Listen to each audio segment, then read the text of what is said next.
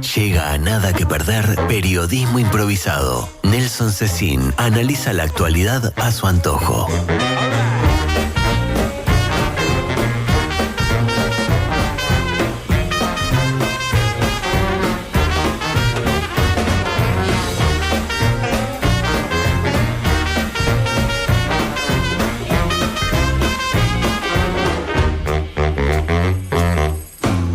Y ya metiendo revuelo aquí en el estudio, llegaron ellos, el turco Nelson Cecín y el pulpo Enzo Adinolfi. Bienvenidos. Sobre todo muy buenos días. Pulpillo, sobre todo Pulpo está más Pulpillo. tranquilo, hoy está re tranqui. Buen día para todos y todas. ¿Cómo andan? ¿Todo bien? Tomó malva, ya compró el pedacito de osobuco para mañana.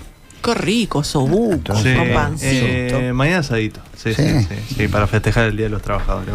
¿De cuánto? Porque No viste es que para festejar, es para luchar. Es para luchar también. Sí, está bien. Mirá que si no, Álvaro Para del Pinar conmemorar. te manda allí el tironcito de oreja. Ah, bueno, bien. viste que tenés de 300 a 700 p más o menos. Sí, todavía no está comprada la carne, eso ya es Depende del filo del cuchillo. Si ves que tenés También. cuchillos afilados, puedes comprar un poquito más barato, si no, Sí.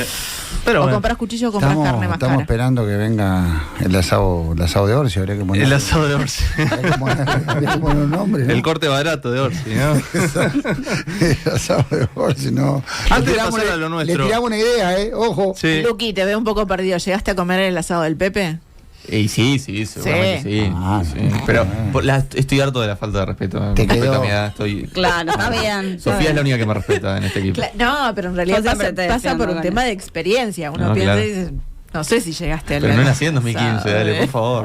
Vale. El otro día dijo que Traverso ¿Ves que lo cómo le tenía- hacen lo bullying? tenía totalmente incorporado a su vida y es una cosa increíble como es que Luqui con tan joven edad tenga incorporado un Voy a poner la otra periodista mejilla, tan, Sofi. tan... Deja, Luqui, deja, no les hagas caso. Pulpo, ¿qué tenías? Dale. Antes de pasar al improvisado de hoy, le quiero Sí. mandar un saludo a bueno. mi sobrina. Ah, bueno. Mirá para está que usa bien. Nepotismo de saludos. Está bien. Nada que perder. A mi sobrina Abril, que ayer le prometí que hoy le iba a mandar un saludo porque nos está viendo, nos ve diariamente. Bien. Ah. Y aparte, Saludos. Abril 2x3 mete los deditos en la computadora y nos escribe alguna noticia, alguna entrevista. es cierto. Así es que cierto. podemos decir que ya es colaboradora. Ya es colaboradora de Escribe el Nada que improvisado. Perder. Sí. Bueno, yo quiero, ya que estamos en estos desvíos infames que hacemos justo en el improvisado, después me razongan a mí porque dicen no me gustan las cosas como las estira el turco, está todo bien, quiero mandarle un beso a una de las madres que más sufrida. Sí. Que es la madre de nuestra compañera Sofía Cortiz. No me la vi venir. Que Feliz cumple para- cumplió Claro. cumpleaños ayer, ¿no? Ayer, pero... Ayer. Le mandamos todo el equipo un feliz cumple y, digamos, una gran capacidad de tolerancia que siga teniendo. Qué increíble. Admiración. Qué Y increíble. después otro que me vio en el puesto del pan, creo, fue en la Feria de Piriápolis el sábado pasado. Yo no recuerdo el nombre del oyente, pero creo que era Héctor. Bien. Héctor, si no es Héctor, que te llamas tú, nos vamos a encontrar en algún momento, nuevo. pero sos tú, Héctor. Así Ahí que está. un Quedó abrazo. clarísimo, medio como Un la abrazo Colombe. para Eras tú, uno Héctor. de los tantos oyentes que tenemos desperdigados por el país. Bien. ¿Querías comentar, Ya se Pulpo? hicieron los saludos entonces. ¿Querías comentar algo, Pulpo, vos de esto de Arín de ayer que me dijiste No, ahí unos sí. cosos? ¿Qué pasó? Y en principio se podría decir que cayó por su propio peso la noticia, en principio, ¿no? Esta noticia de que no regularizó su casa de veraneo, bueno, sí se habían dado distintas cifras también de cuántos metros cuadrados había construido en principio, unos 24 metros, decía, ¿no? Por ejemplo, la Dirección Nacional de Catastro. Pero bueno, ayer salió Arín enseguida, digamos, una vez que se presentó este informe en Azul FM, a dar explicaciones, ¿no? Que era después de lo que pasó con la ex ministra de Vivienda y Ordenamiento Territorial, Cecilia Cairo. Salió a dar explicaciones y dijo, bueno, no es un final de obra, por lo tanto, no corresponde, él puso el verbo no corresponde, pagar el impuesto a primaria, por un lado. Y además dio cuenta también que el BPS o como otros organismos también habían inspeccionado la casa también y que tenía todo en regla, ¿no? Sí. Y eso creo que también se notó en parte también por parte de la oposición, de la coalición multicolor, que no salió a decir prácticamente nada. Sí, una no, vez que se dieron las explicaciones de Arim, algo que sorprendió también. Claro, eso para mí es el Sí, eso es síntoma, sintomático, es el claro. síntoma de cuánto caló esa noticia. Que en este caso yo creo que, bueno, muchas veces se habla de algunos políticos que están flojos de papeles. Yo creo que en este caso fueron los periodistas los que estuvieron flojos de papeles, en el sentido de que, digamos, la respuesta en este caso de Arim me pareció mucho más contundente que lo que fue la denuncia. Creo que eso llevó un poco a apagar el supuesto caso que, bueno, querían ya poco menos que compararlo con la situación de la exministra Cairo, que es ¿no? totalmente incomparable. Por supuesto, además, ¿no? pero además de todo eso, yo creo que aparte se ha instalado una cosa esta de que, bueno, nada, tiremos que ahora con poco hacemos caer a cualquiera.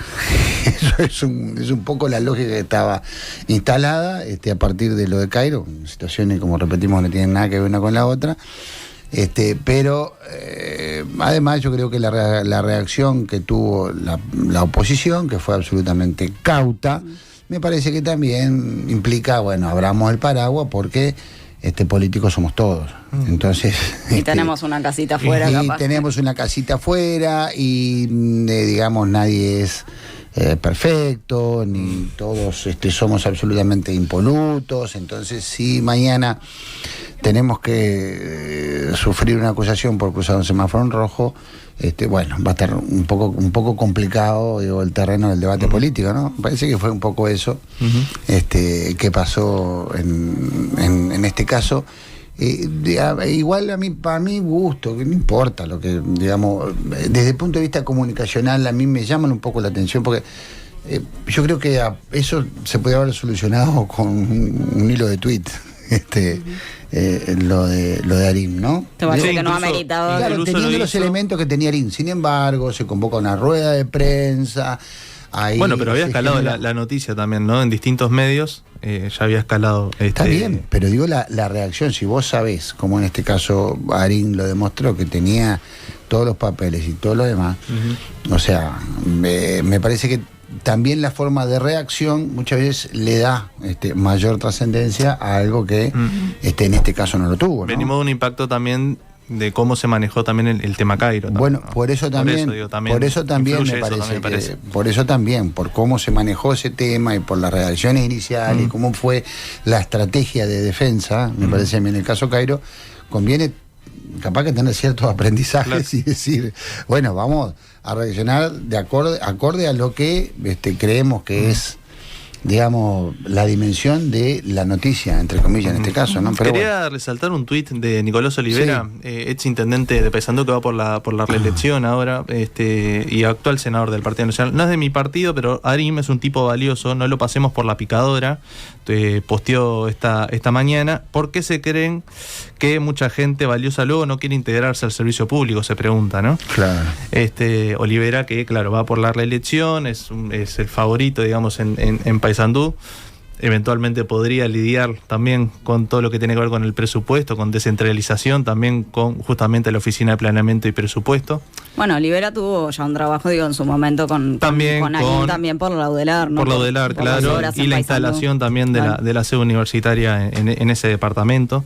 Sí, pero aparte uno tiene la impresión, por lo que ha escuchado por ahí, por lo que uno ve, que aparte de este episodio, digamos, Arim es digamos, una persona reconocida por sus pares, no solo en el aspecto universitario, sino ahora también en el aspecto político, digamos, por su forma dialoguista, por su, digamos, solvencia técnica, etcétera, etcétera, ¿no? Entonces, nadie dice que eso no pueda desarmarse por algún hecho grave.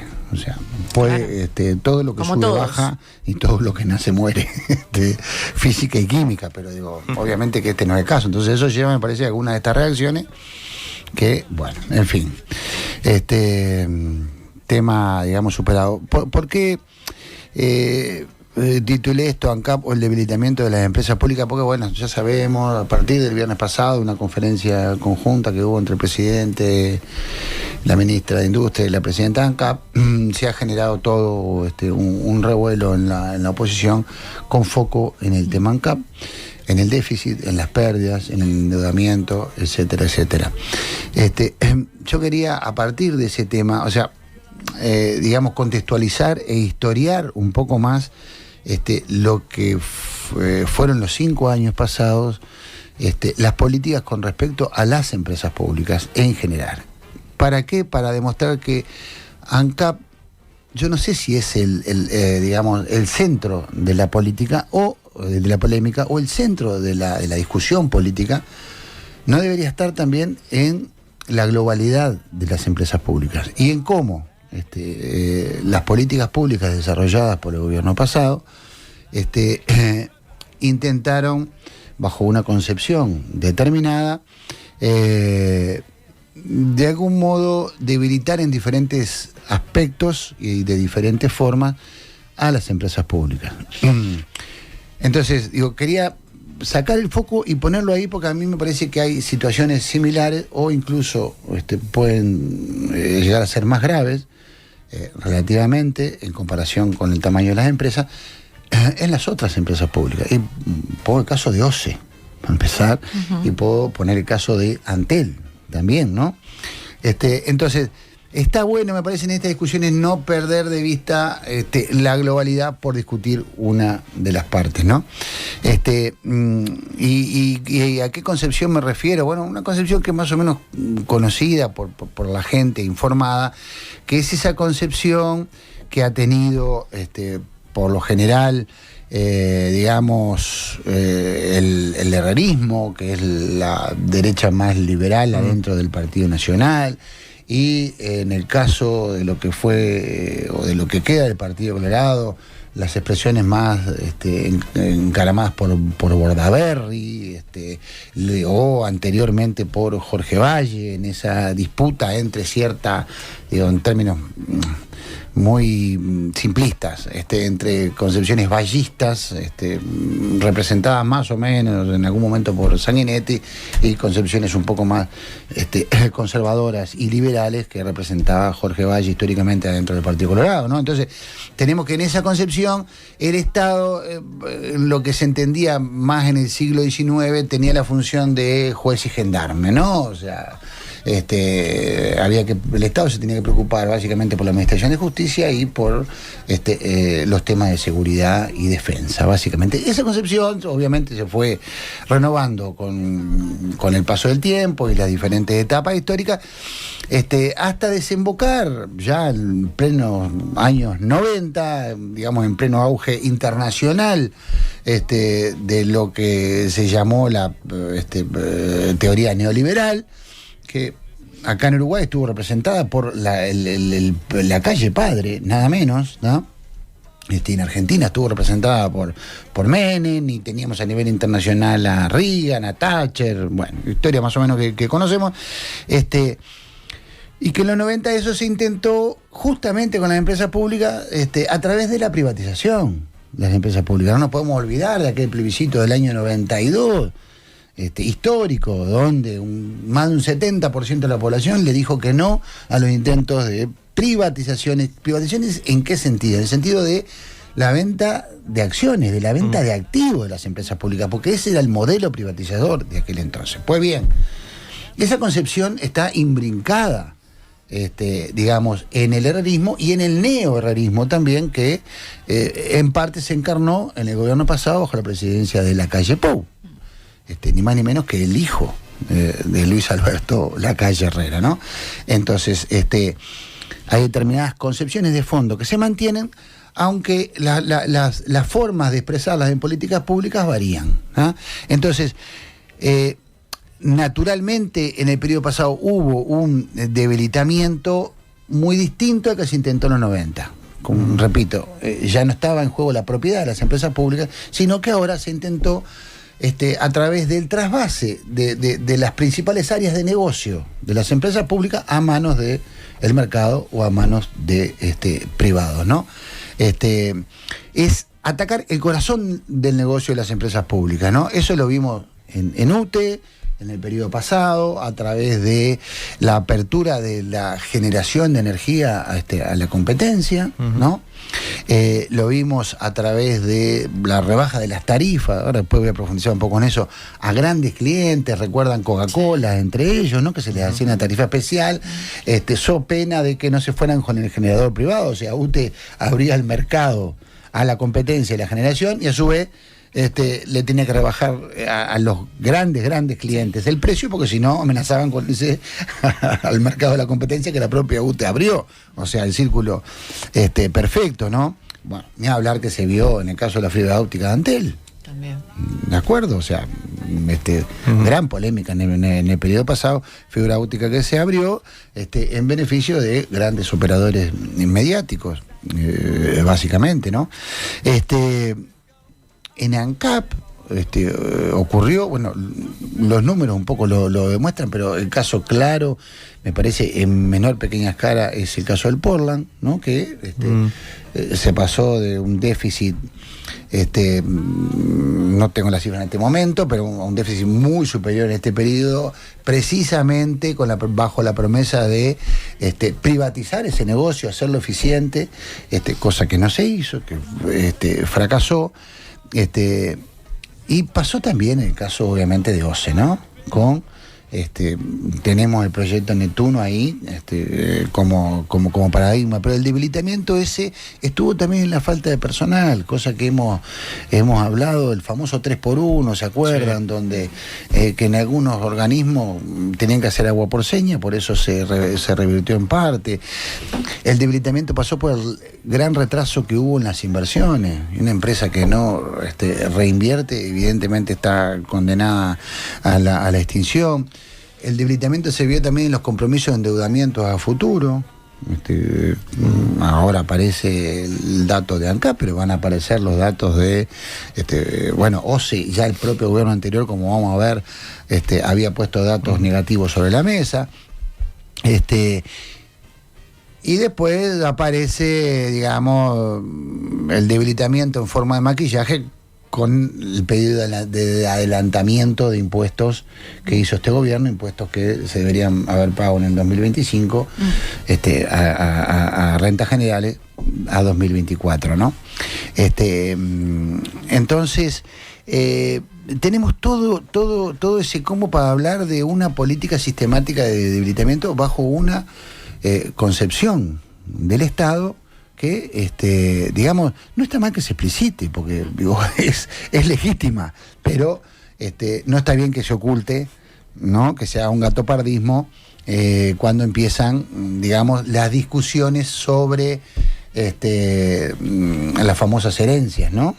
Que ya lo advirtió la calle Pou la semana pasada en el directorio del Partido Nacional. Bueno, esta discusión por la herencia va a ser básicamente una discusión de relato en la cual nos tenemos que preparar muy bien para dar la batalla, cosa que se empezó a dar en esta semana en concreto, ¿no? Sí, que se va a intensificar ahora con la rendición de cuentas, ¿no? Se va a intensificar con la rendición de cuentas, pero aparte, digamos, el discurso para toda la población, para todos nosotros, digamos, de esas nuevas políticas con respecto a las empresas públicas, ¿cuáles? Bueno, lo hacemos para que la gente pague menor tarifa. Y en ninguna de las empresas públicas eso ocurrió. Hay datos fehacientes que comprueban que en ninguna de las empresas públicas eso ocurrió. Tenemos, ahora vamos a ejemplificar con el caso ANCAP, que ha estado en debate, ¿no? Entonces yo decía, bueno, ¿qué se conoce? Se conoce en términos gruesos, la discusión gira con que el gobierno da el dato de que ANCAP cierra con un déficit de 118 millones y una deuda por delante de otros 255 millones de dólares.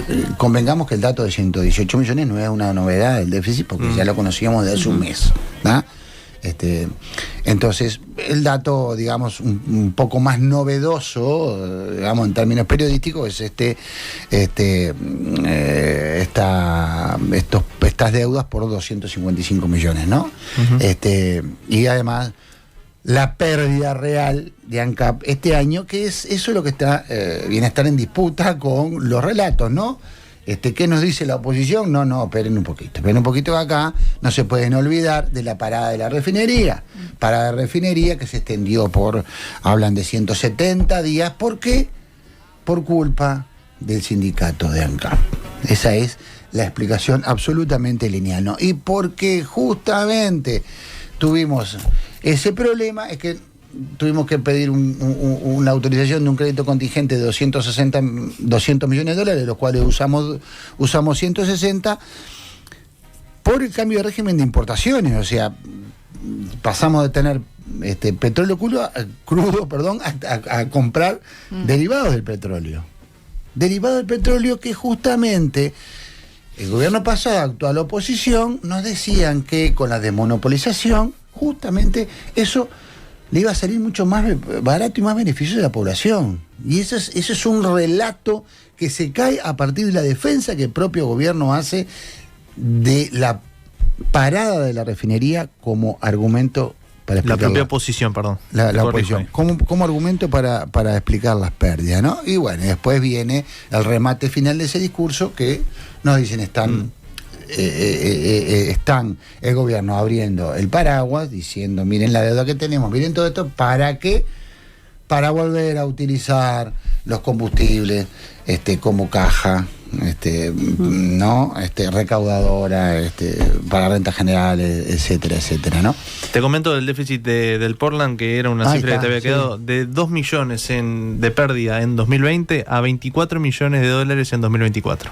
Es decir, 12 veces más. Ahí está. 12 veces más. Sí. 12 veces más, ¿no? O sea, yo pregunto dónde está la eficiencia con esos números, ¿no? O sea, ¿dónde es que está realmente la eficiencia de la gestión? Cuando yo, queriendo desarmar un negocio que supuestamente le es perjudicial para el Estado, intento privatizarlo y fracaso durante 5 años en ese intento. O sea, ¿dónde está el éxito de la gestión en un caso como eso, ¿no? Ni hablar después en el resto de ANCAP. Pero bueno, la que salió muy firme a responder, ahora el viernes va a ir a la comisión, fue la ministra Cardona, ¿no? Que dijo que atribuirle al paro de la refinería la mala gestión que se hizo en el tema ANCAP es por lo menos pobre, ¿está? Y dice que hubo una mala planificación del paro de la refinería, que eso se sabía hace tiempo, que ese parate de la refinería fue inoportuno, se hizo a destiempo, y habiendo denunciado en el medio un convenio laboral, o sea, vos si tenés que hacer una obra de esa naturaleza no podés estar en líos con el sindicato, porque seguramente eso te va a afectar. Pero lo que me llamó la atención fue un dato que tiró y dice, no hubo ninguna parada técnica de ANCAP y sin embargo a la gente se le subió la garrafa más del 50%, ¿ah? Como diciendo, hubo una política general de ANCAP con respecto a las tarifas que no pasa por la refinería. Sí es cierto que por la refinería, el paro de la refinería, aún con los problemas de gestión que hubo en ese paro, explica buena parte de ese déficit de 118 millones, ¿no? Digo, eso es innegable. Y la medida se quedó corta porque el aumento de la tarifa del supergas no fue superior al 50%, fue del 76%. Pasó de 50 pesos a 88, ¿no? Por supuesto, muy por encima de la inflación, ¿no? Pero el otro que salió a responder, y lo tuvieron ustedes acá, con el tema del paro de la refinería y las culpas de los trabajadores, fue el presidente de FANCAP, Manuel Colina, que les dijo que ninguna de las paradas técnicas de la refinería se pueden atribuir a las medidas sindicales, dice, ninguna. La parada de la refinería se tenía que realizar en el 2022, por cuestiones técnicas, pero estiraron el uso de la planta al punto de quiebre, ¿no? En el medio de esta polémica, como yo decía, hace un mes que conocemos que el déficit del 2024 acá eran 118 millones de dólares. En el marco de esa polémica, no sé si ustedes recuerdan, salió Delgado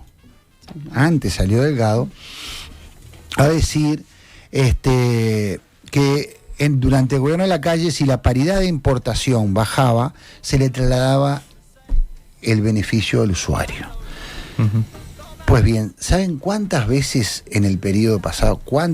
Recordemos que todos los meses se ajustaba el precio de los combustibles de acuerdo al famoso PPI, ¿no? Sí. Metodología que se sigue haciendo todavía, Sí. y que se prometió cambiar, pero se sigue haciendo, ¿no? Entonces, esto fue producto de la LUC. ¿Cuándo fue que puede haber empezado? Digamos, en 2022, o sea, que 2022, 23, 24, tenemos más de 40 revisiones de tarifas. Bueno, más de 40, pongamos 50. 45. De esas 45, 50 revisiones de tarifas, solo en 4 se hizo de acuerdo al PPI. El resto de las veces en que se revisó la tarifa, la fijación fue producto de una decisión política, Claro. pero como debe ser, o sea, no está mal que sea una decisión política, porque yo tengo que entrar a considerar un montón de factores, porque si solo me manejo ahora, si al aumento que tiene que venir hoy o mañana, o el aumento no, digo, la nueva fijación de precios tiene que venir mañana, solo se fija por el PPI, a mí me parecería una irresponsabilidad. ¿Por qué? Porque tenés que tener en cuenta estos números que tiene ANCAP. A menos que pretenda fundirla, descapitalizarla, dejarla sin recursos. Porque si no, yo creo que buena parte de eso, o parte del cálculo de los nuevos costos de combustible, deben considerar el equilibrio financiero de ANCAP. No hay mucho misterio. Septiembre del 2021 se empezó a aplicar el precio de paridad de impuestos. Fueron más de 50, pero me interesó la respuesta que le dio Colina a ustedes el otro día con respecto a eso.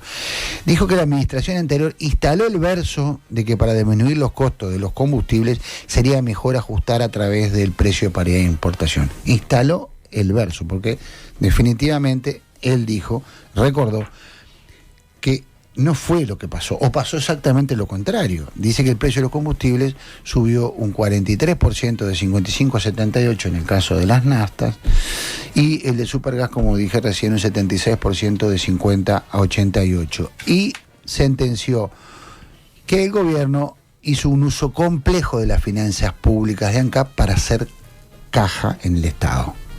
También se hizo caja con el resto de las empresas públicas. Tenemos que recordar las veces en que joven mano de tijera desde la OPP pidió cifras exorbitantes a las empresas públicas sin considerar reinversión, sin considerar nada de sus ganancias para digamos las arcas para rentas generales, ¿no? Bueno, muy bien. Pero tenemos acá lo que yo decía que desnuda esta discusión de la refinería, una discusión que ahora se va a volver a instalar, ¿tá? Que es justamente otra vez la desmonopolización del combustible y la libre importación del combustible. Pues bien, si fue tan importante el paro de la refinería en las pérdidas de ANCAP, ¿por qué queremos importar derivados directamente que no pasan por la refinería? O sea, sería un negocio espantoso. Bueno, lo dicen los argumentos de la propia oposición del anterior oficialismo, ¿verdad? Recordemos que el propio Lacalle Pou mandó un proyecto que no se lo llevaron ni los Colorados ni Cabildo Abierto en el periodo pasado, ¿tá? Pero ahora, en la comisión del Senado, uno de los proyectos presentados por Bordaberry para tratar es otra vez el de la desmonopolización. Está presentado en la Comisión de Industria del Senado, está en la lista de proyectos presentados. O sea que es una discusión que vuelve, ¿no? Porque yo decía que aparte había que mirar otras cosas de la propia ANCAP y de las empresas públicas, porque hay, digamos, documentos en poder del Frente Amplio a fines del año pasado, donde cada una de los representantes del Frente Amplio que conocían de esos temas enviaba que detallaban ya a fines del año pasado, e incluso antes, lo que era el estado de situación de las empresas públicas. En ANCAP el diagnóstico era que había un deterioro general calificado de la empresa por la ausencia de inversión, un desmantelamiento sostenido de las diversas unidades de negocios y rezagos en el ingreso de personal. Se agregaba que el deterioro señalado abarca además a la infraestructura, su operativa y mantenimiento, así como el cumplimiento cabal de los estándares ambientales. Ni hablemos, por eso quería echar una mirada global, del tema Antel, con lo que fue lisa y llanamente la privatización del servicio de Internet de los hogares, en favor de algunos grupos empresariales, por lo general muy afines al gobierno que se fue, ¿no? Sobre todo los grandes medios de comunicación. Esas pérdidas estaban estimadas, esas pérdidas de ingresos para Antel, en unos 450 millones de dólares anuales, ¿no? O sea, la propia empresa pública, bajo la concepción de la que hablábamos, cede a sus competidores un negocio que está en 450 millones de dólares anuales, que los deja de percibir la empresa pública. Por supuesto que ese dinero se puede haber usado para cualquier otro fin, entre otros, rebajar la tarifa que nos cobra Antel, ¿verdad? Pero que no está nada barata, además. Pero bueno, pero eso no va a ocurrir. Mejorar el servicio, darnos otros contenidos, que hoy todo pasa por los contenidos, no sé, lo que ustedes quieran, pero eso no va a ocurrir. El tema personal, Antel perdió más de 100 profesionales altamente calificados, y un dato que a mí me llamó poderosamente la atención es que ni siquiera ingresó un ingeniero en todo el periodo pasado. Un ingeniero, Antel, ¿no? Bueno, veíamos esta otra, ¿no? También referido a esos informes, se alertaba de un desmantelamiento y vaciamiento de la empresa pública a través de decisiones que atañen no solo a la gestión cotidiana, sino también a aquellas que refieren al corazón del negocio de UTE y que son un avance privatizador solapado. Allí se hablaba de que ya UTE en el periodo pasado no participó en las grandes decisiones estratégicas de negocios futuros, como por ejemplo la hoja de ruta del hidrógeno verde.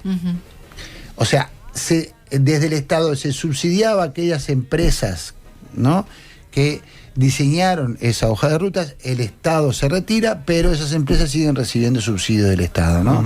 O sea, el combo completo, ¿no? Y después, lo que ya dije al principio, o sea, se abrió la generación de energía a privado, y hubo los cambios normativos en la facturación de las grandes empresas. OPP, la propia OPP el año pasado, nosotros lo vimos acá, había advertido sobre importantes desvíos en la ejecución financiera de OCE. Y nos decía la OPP del gobierno pasado que cerraría 2024 con un déficit global de 1.115 millones de pesos, o sea, unos 30 millones de dólares. OCE, que tiene un presupuesto muchísimo menor y una facturación mucho menor que la ANCAM, ¿no? Sí. Claro. Entonces, el propio presidente de OCE, Pablo Ferleri, había denunciado, apenas asumió, de un déficit de unos 70 millones de dólares. Bueno, por eso digo, el cálculo de la OPP, claro. O sea, sí. Digo, no hablo de Rosario Viñoli otra vez acá, ¿no? No. El gran maquillaje, ¿no? Digo, estoy hablando de cifras oficiales de OPP. Bueno, no sé, decían 30, pueden ser. Sí. 70 sin problema ninguno, ¿no? Pero a pesar de los importantes recortes que hubo en las inversiones. Pero con algunas observaciones también a la gestión que se había hecho, ¿no? Se también había hecho la OPP del pasado gobierno. Claro, pero además del déficit, hay un endeudamiento fortísimo, ¿no? Claro. Y si a ese endeudamiento le sumamos lo proyectado que el gobierno actual quiere cambiar, hay que ver en qué lo va a hacer con el proyecto Neptuno. O sea, lo que tiene, se hablaba de que se le comía más del 70% del presupuesto de OCE la financiación de la obra, ¿no? Y Neptuno. te sumo el proyecto de saneamiento también, que se había anunciado. El proyecto de saneamiento también. ¿Sabes cuántos fueron los funcionarios que se dieron de baja en OCE? Alrededor de 1.100 en el periodo pasado. 1.100. ¿No? Y después hubo que tercerizar en el tiempo de la sequía, ¿se acuerdan? Para hacer las obras que había que hacer. Hubo que tercerizar y hubo que desarmar una obra que salió 20 y pico, 30 millones en la época de sequía, que fue la obra que se hizo entre el puente, entre el arroyo San José y no me acuerdo que el otro, que iba a ser permanente y quedó totalmente, ¿no? Entonces, empresas públicas con política de privatización en sus negocios más importantes, debilitadas en sus inversiones y en su personal. Es como que la orientación política que nos guió en el periodo pasado, y que obviamente eso va a tener sus impactos en este periodo, más allá de que la filosofía se supone va a ser otra, ¿no? Gracias, Turco. No, por favor, buen asado, bueno subuco, buen todo para mañana. Buen descanso y un día de reflexión y de lucha, como dicen muchos oyentes. Nada que perder. Nueva temporada. Nuevas ideas. Minuto Adinolfi, reducido, concentrado, comprimido. Bastante reducido, en síntesis. Entrevista central con, el viernes estamos hablando con el presidente del PIT-CNT, Sí. Marcelo Abdala. Vamos a estar repasando parte de lo que va a ser el acto de mañana, como también todo lo que tiene que ver con el diálogo social que inició este gobierno para la protección social. Ayer mantuvieron alguna que otra reunión entre la comisión sectorial y el PIT-CNT, así que de eso vamos a estar conversando. El acomodador del Quórum Pierle con sus recomendaciones de series y películas también, y el Desde Adentro de Diego Martini, que vamos a seguir profundizando en todo lo que tiene que ver con las empresas públicas también y el debilitamiento de las mismas. Y por último viene ella, la inigualable, la única, Jimena Márquez, con Mi amiga. su amiga, amiga. con la amiga de Alecouto, exactamente. Rancia Guerrero. Nos reencontramos entonces el viernes. Que tengan buen descanso, que disfruten este 1 de mayo. Chao. Chao, chao. Feliz día, chao.